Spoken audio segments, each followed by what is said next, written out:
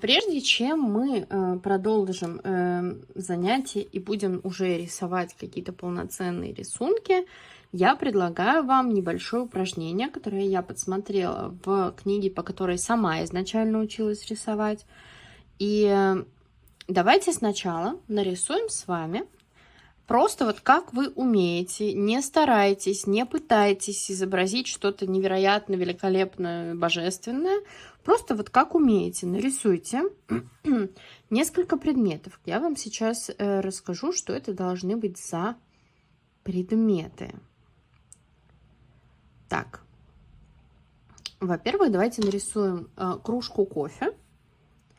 Ну вот мы берем, мы же знаем, как выглядит кружка. Не старайтесь выводить линию, не обязательно она должна быть супер ровная. Мы просто рисуем вот как мы умеем, как мы видим. Ой, великовата ручка, но это не страшно. Так, вот кружка. Нарисуем пончик. И давайте нарисуем яблоко.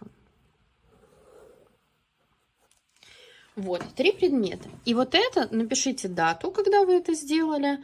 Там. И отложим этот рисунок до самого конца наших занятий. Для чего это нужно? Человек часто начинает себя сравнивать с другими людьми. И, как правило, сравнивает себя с кем-то более успешным, из-за этого начинает страдать. Страдать нам не надо, нам нужно получить от курса какое-то удовольствие. Поэтому это упражнение хорошо нам поможет понять, насколько за время курса мы выросли. То есть вот это наш рисунок до того, как мы узнали какие-то новые техники, какие-то новые приемы в рисовании, до того, как мы с вами вообще начали погружаться в мир рисования.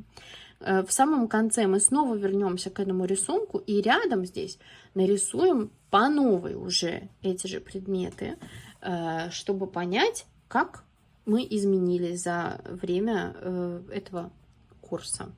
Обязательно выполните это задание и давайте делиться своими результатами в комментариях. Обязательно хочу обратить ваше внимание на технику того, как вы будете комментировать чужие работы. Это тоже очень важно. Научиться критиковать без оскорблений, без каких-то оценочных суждений. Вы не пытались создать сейчас невероятный шедевр, да? Поэтому будем в комментариях дружны и поддерживающие. И до встречи в новых занятиях.